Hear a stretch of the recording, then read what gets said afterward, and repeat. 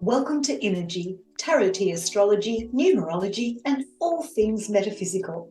I'm Innerji, the metaphysical crone, and I'm here to do a reading for you. Yes, we are moving into a new month, and I'm going to take a look at the general numerology for the month of August as well, being the 8th month. So let's turn the camera around and get started.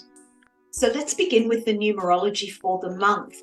And what we're looking at here being August, we are in the 8th month of the year. So the energy for August is about what it is that we want to achieve. We are being kind of pushed into getting some success coming through, achieving some goals, achieving some projects coming to fruition so that they're successful. This is also a month where you need to take more of a leadership role and really move things forward. You know, take the actions. You're the one that will draw others along with you. It's also a month to get organized financially as well. So it's a great month to start looking at your budget if you haven't been paying attention to it, rejigging it, getting it all in order so that you can move forward step by step so that you can financially achieve as well. This is also an 8 energy of being more powerful. It's quite a material energy. And I don't mean material as in, a materialistic person who's only cared about money and putting it in the bank. This is about looking after the material things in your life. It's good for career. It's good for education.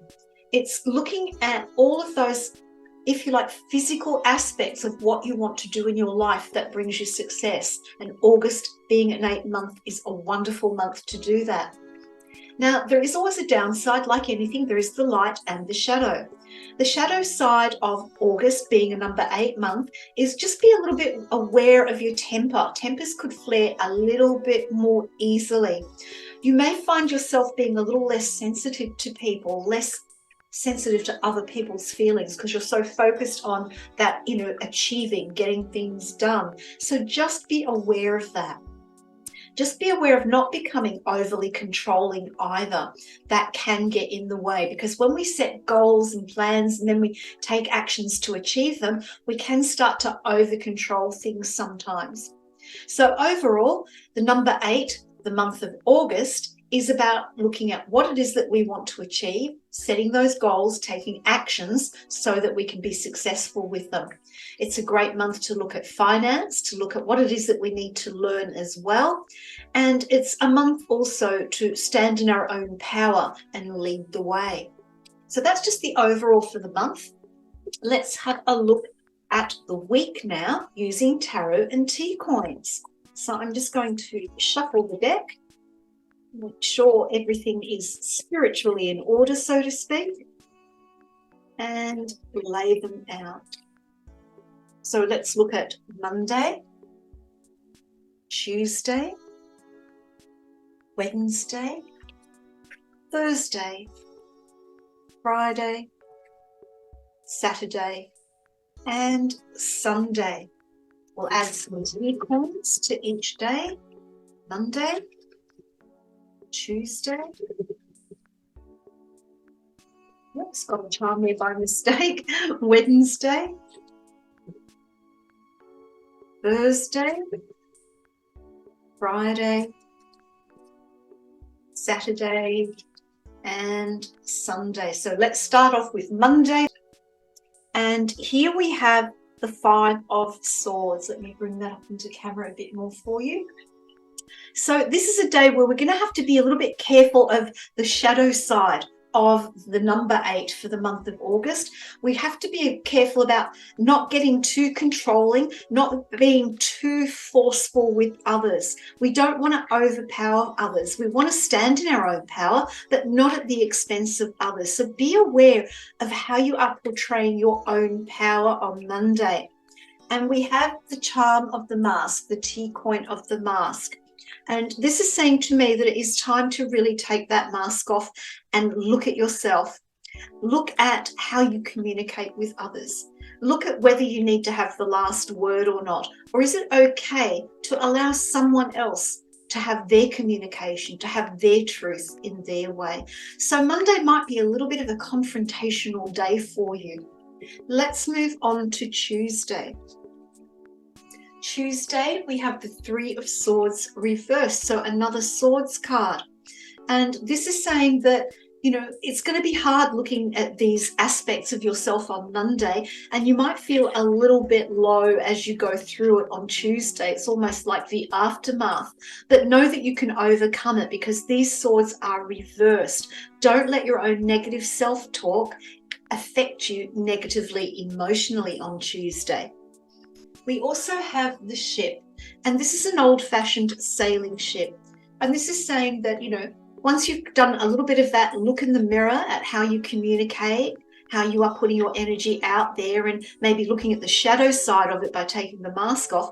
On Tuesday, it's a slow journey towards rebalancing yourself, getting back into your own balance through your own thinking and not giving yourself too hard a time. We are all human. We all have our foibles and we all have our strengths. So put it in that perspective. Let's move on to Wednesday. Wednesday, we have the World reversed. And so what I'm seeing for Wednesday is that you're going to want to stay close to home, both figuratively and literally. It's almost like you just want to draw your energy in as part of your own healing moving forward. And then Wednesday, we have the tornado. So I feel that Wednesday is going to be a day where you're feeling very confused. Everything is all over the place. It's like a tornado going through you, and that's going to create confusion. And that's why there's this need to pull back, to make your world a little bit smaller in order to deal with this. But the good news about the tornadoes is even though they bring destruction and they bring buildings down and all that kind of thing, but they also clear the way. So I feel like by facing this, it's going to clear the way for you so that you can see the world in a different way. You can open up to your world in a different way, almost like a little mini rebirth for yourself. Let's look at Thursday. Thursday, I have the King of Swords reversed. This is not a day to make really big decisions. This is a day where you need to think about things before you make a decision. It's a day where you don't want to rush in where angels fear to tread, because mentally you'll still be feeling a bit out of balance for all the things that you've been working through from Monday through to Thursday. The coin I have is the sacral chakra. And this one is all about our creativity. It's all about finding our joy again. You know, you'll have a bit of a hard start to the week. And so Thursday, rather than taking all the heavy decisions, see where you can find some joy in your life again. Where can you draw out that creativity that naturally resides within you? And I know people say, oh, but I'm not creative. We are all creative. We create our own lives every single day, whether that's a positive thing or a negative thing. It becomes our choice. Moving on to Friday. Friday, we have the Fool card reversed. And this is saying to me that on Friday, once you've gone through this upheaval, Friday you'll feel a lot more clear about your way forward, about what it is that you want to do.